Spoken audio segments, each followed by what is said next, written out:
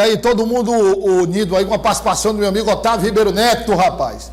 Nós somos delgado, elegante, que nos dá aqui o prazer da participação. Boa tarde, Otávio. Já falei com os três, né? Com o Tasso, com o Otávio, com o Eliezer. Nós vamos começar o quadro político do dia mostrando a reportagem do Eliezer sobre a carta aos evangélicos, que ganhou uma versão piauiense, né, Eliezer? Mais ou menos uma carta aos evangélicos versão Piauí. Foi publicada essa carta nacionalmente e os estados também replicaram. E o Eliezer vai mostrar como foi aqui no Piauí. Trouxe uma mensagem que reforça a carta de Lula aos evangélicos. De acordo com os apoiadores, fake news devem ser combatidas. Rebater as mentiras que foram ditas ao longo do tempo, de que o Lula vai fechar as igrejas, de que o Lula é contra a família, de que o Lula vai implantar ideologia de gênero dentro das escolas, né? E ao longo já das campanhas passadas, desde a época do Haddad, isso vem sendo dito várias vezes. E tem um ditado que diz que uma mentira dita várias vezes, ela se torna verdade ou pode se tornar verdade. Gente, o que está em jogo aqui é a nossa democracia. E o interessante é que o Lula, quando foi presidente da República, foi ele que sancionou a lei da liberdade religiosa. Decretos que foram assinados, criando inclusive a Marcha para Jesus. De acordo com a coordenação da campanha de Lula, 11 milhões de evangélicos votaram no ex-presidente petista no primeiro turno. O objetivo é multiplicar os votos entre o público religioso. O senador eleito Wellington Dias lembrou conquistas da comunidade evangélica nos governos Lula. De um lado, sim, as garantias, a liberdade religiosa, o respeito, não é, ao culto, o respeito às atividades religiosas e, do outro lado, o apoio, uma presença para programas que também o povo evangélico sabe, porque muitos já foram beneficiados com Lula presidente. Não é? São milhões de pessoas que tiveram a oportunidade de ter habitação.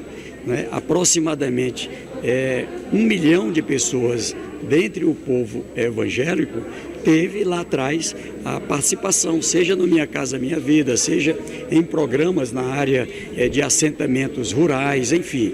Da mesma forma, na área do apoio à juventude para acesso à universidade. A versão piauiense da carta aos evangélicos foi... todo mundo sabe que há um predomínio de Bolsonaro nos votos dos evangélicos, é uma tentativa, inclusive o senador eleito, Wellington Dias, disse aqui no jornal Dia News, que ele, Wellington Dias, foi um dos que mais defenderam essa carta aos evangélicos. Não havia nenhuma propensão da campanha de Lula em divulgar essa carta, e o senador eleito pelo Piauí, Wellington Dias, bateu nessa tecla e disse: olha, presidente, não se pode deixar de lançar essa carta, é importante, até que a campanha foi convencida e houve o lançamento. Mas vamos lá. Governador eleito, Rafael Fonteles. Também está na campanha aí, participando em todo o Piauí. Então, os 3 desafios aí do governador eleito Rafael Fonteles, são 3 desafios que são básicos, mas não são fáceis. Primeiro é o desafio de ajudar na vitória de Lula, né? Ampliar a vantagem do Piauí e ajudar na vitória de Lula. E aí você tem uma posição, uma importância mais estratégica, né, Tasso, do Piauí, nesse contexto, já que vai ser um placar relativamente mais apertado que o primeiro turno. A segunda missão é montar essa equipe de transição, que ela deve ter os nomes aí já na cabeça, não vai divulgar agora para não criar, né, não desviar o foco, mas pelo menos acho que a equipe de transição ela deve ter na cabeça mais ou menos montada a equipe de transição. E depois o secretariado, né? Montar o secretariado, e são as 3 missões de Rafael Fonteles, o governador eleito, até dezembro, viu? Até dezembro. Tudo isso que eu falei, as missões do governador eleito, os desafios, é até dezembro. Bom, mas o governador eleito, Rafael Fonteles, disse que só vai falar de transição de equipe e de secretariado depois da eleição. Se nós não sabemos quem serão os secretários, tá? A gente já sabe mais ou menos quem não será.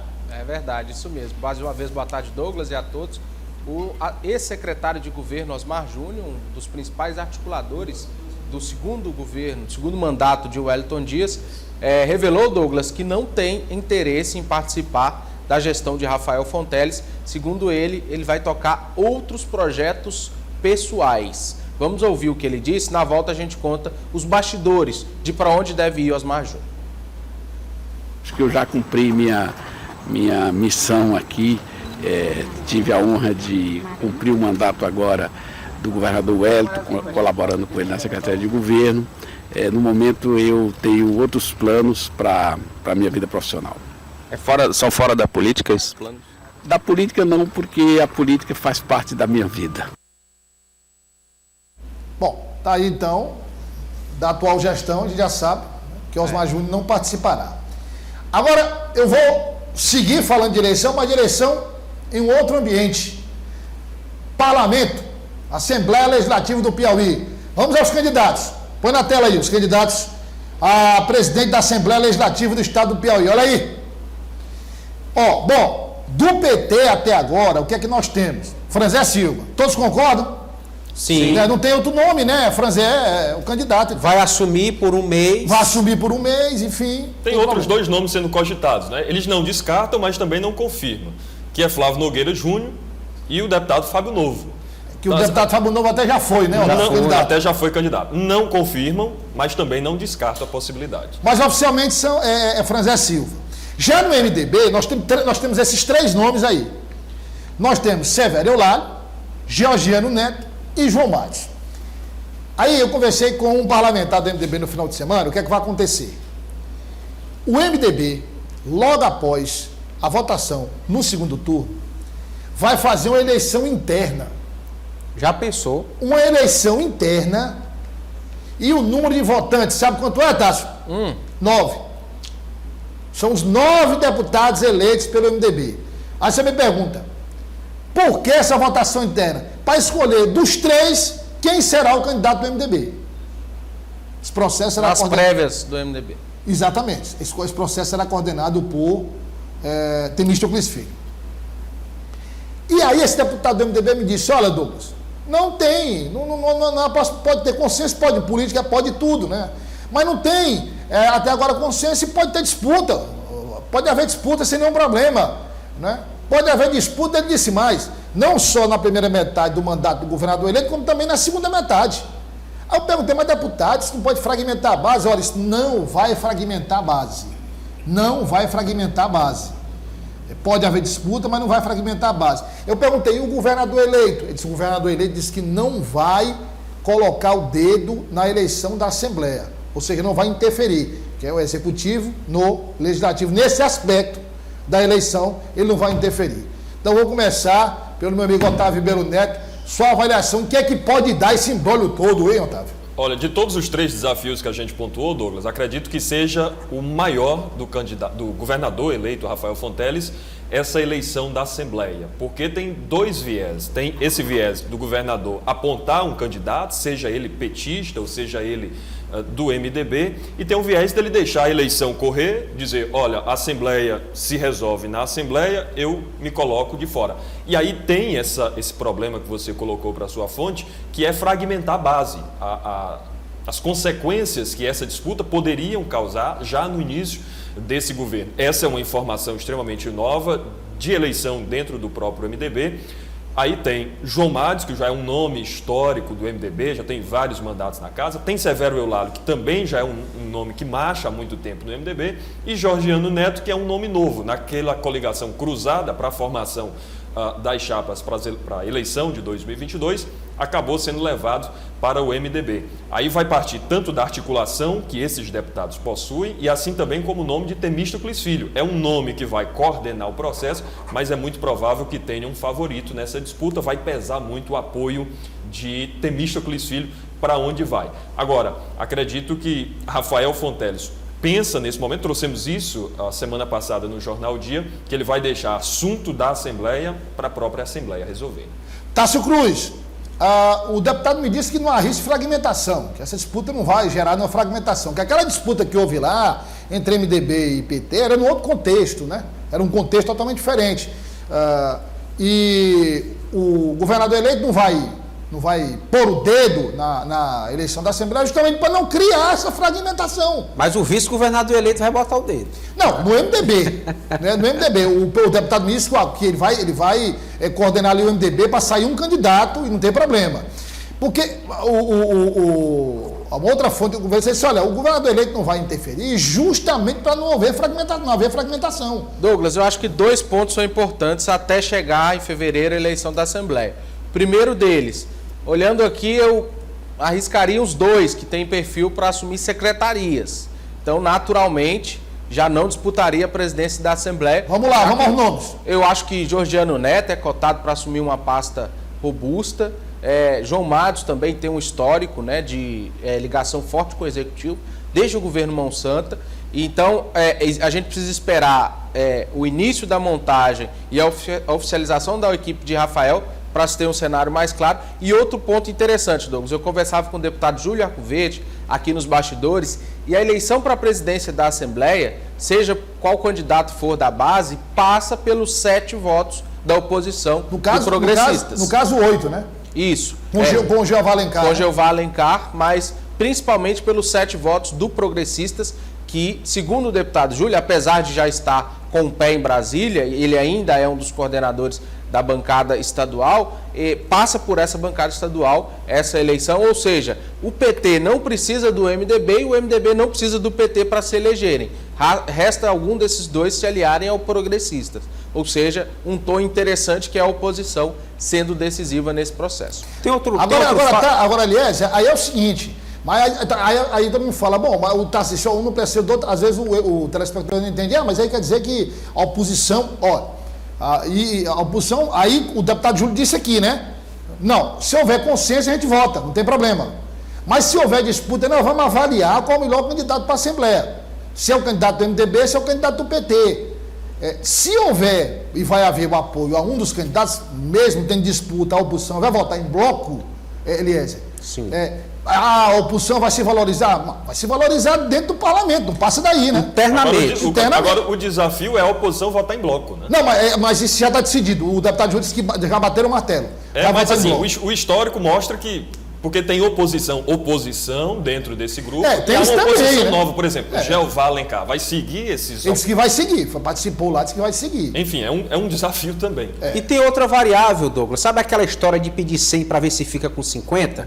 Então tem deputado dizendo que vai ser candidato e lá no final não vai ser. Ele só quer aumentar o seu poder de barganha, de repente pode ser contemplado de outra forma, aí abre mão da disputa.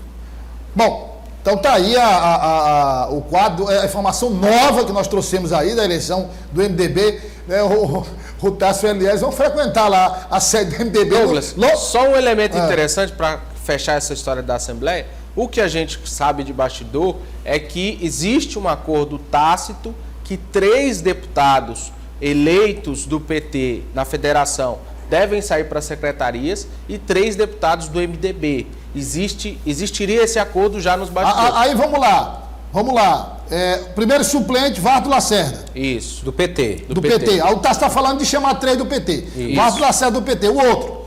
Nós temos aqui, deixa eu confirmar para você todos, nós temos aqui do Partido dos Trabalhadores, nós temos o primeiro, como você disse, Varto, Oliveira Neto o segundo. Oliveira Neto. E Hélio Rodrigues o terceiro. Os 3 primeiros. Hélio Rodrigues? Quem é o Hélio Rodrigues? Da região do Médio Parnaíba. Isso, tio do vereador Venâncio. Ex-prefeito lá do município. Isso.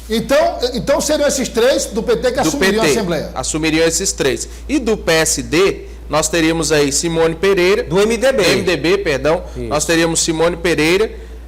Também teríamos o deputado Ziza Carvalho, que está no mandato hoje, e Tiago Vasconcelos. Assumiriam esses 3, caso esse acordo que existe nos bastidores. Então, nesse aspecto aí, houve equidade, né? 3 do PT, 3 do MDB. Então, seriam os 3 que iriam assumir. Interessante, Douglas, que próximo ano um dos conselheiros do Tribunal de Contas, Olavo Rebelo, salvo engano, vai se aposentar, a vaga da Assembleia. Então, algum deputado pode ser indicado, um titular e um suplente se efetiva no mandato. Aí é uma vaga, aí sim, que o governador tem influência nessa vaga da Assembleia, né? Isso. Quem foi candidato na última eleição, Florisabel e Wilson Brandão, a gente sabe do resultado, Florisabel ganhou. Agora, a possibilidade de Wilson Brandão ir para o TCE pequena, porque ele é da oposição, vai receber o apoio do governo. Então é um outro contexto, nós vamos ver aqui também. Isso aqui, inclusive, essa vaga no TSE também já pode estar sendo levado em consideração nesse processo aqui da presidência agora. E tal, para poder... E dois deputados eleitos do MDB já são pré-candidatos a prefeito. Doutor Hélio, prefeito de Parnaíba, e Pablo Santos, pré-candidato a prefeito de Picos. Pablo Santos. Olha aí. Bom, mas seguindo aí, nós falamos agora do deputado Júlio, que já está com o pé na Câmara Federal. Deputado estadual Júlio Arcoverde, eleito deputado federal, era o presidente do Progressistas no Piauí. Quem assume agora, aliás, quem assumiu foi o ex-prefeito de Floriano, Joel Rodrigues, que agora é oficialmente o presidente do partido no Piauí. A solenidade de transmissão do cargo aconteceu na manhã de hoje e o Eliezer Rodrigues foi lá. O evento reuniu os principais líderes da oposição no estado. O agora deputado federal eleito Júlio Arcoverde passou o comando do partido para o ex-candidato a senador Joel Rodrigues. Sabemos do tamanho da responsabilidade. Nosso presidente Júlio Arcoverde conduziu muito bem, deixa um partido forte e presente em todas as cidades do estado do Piauí. O povo, naturalmente, nessa última eleição, coloca como a grande força da oposição progressista e a nossa missão é essa, é cuidar, acima de tudo, de fazer a integração do vereador ao nosso ministro Ciro Nogueira para que haja essa integração e que a gente mantenha esse partido forte, grande, no estado do Piauí. Os principais nomes do grupo demonstraram expectativas na atuação do novo presidente. Tem condição de fazer o partido crescer para 2024?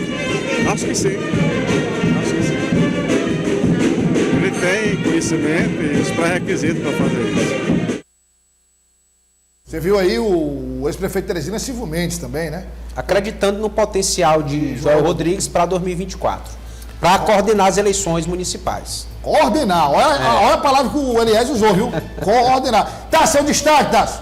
O destaque é a possibilidade de Joel disputar a eleição, Douglas. Não, peraí, que horas são aí? Porque querem encerrar o jornal. É um pecado encerrar o jornal. O povo tá gostando, rapaz. Douglas, ele vai consultar a justiça se pode ou não. Que é a história do prefeito itinerante, né? Prefeito itinerante. Mas dá pra gente colocar aí, ou querem deixar pra amanhã a fala do Joel sobre o assunto? A votação aqui entre os três. Eu voto com o relator. Eu sigo o comandante. Ricardo. Eu não vou arrumar confusão com o comandante. O relator é o Renato, não tem nada a ver com isso. O homem tem a cabeça pelada. Não tem nada. Sósia do Alexandre Moraes. Isso aí, deixa para amanhã. Então amanhã a gente traz, tem já Joel Rodrigues. Oi. Olha aí. Voto com o relator. Aí não é voto, meu filho, é sentença. É diferente, entendeu? Então amanhã nós temos Silvio Mendes, temos Joel Rodrigues, Margarete Coelho, tem muita coisa. Daqui para sexta-feira, tem muitos bastidores aqui. A gente está trazendo, você vê que tem bastidor nacional pegando fogo, mas aqui no Piauí também está pegando fogo e a gente traz todos os detalhes. Obrigado, Eliezer. Obrigado, Otávio, pela participação. O Otávio já faz parte do time comentarista do jornal O Dia News. Tuxê, um grande abraço, meu amigo. Até amanhã. Até amanhã. E um abraço especial a você que nos acompanhou até agora. Nós voltaremos na terça-feira, amanhã, logo após a propaganda eleitoral, 1h10, com o que aconteceu de mais importante no Piauí. Continue aqui na programação da O Dia TV. Até amanhã.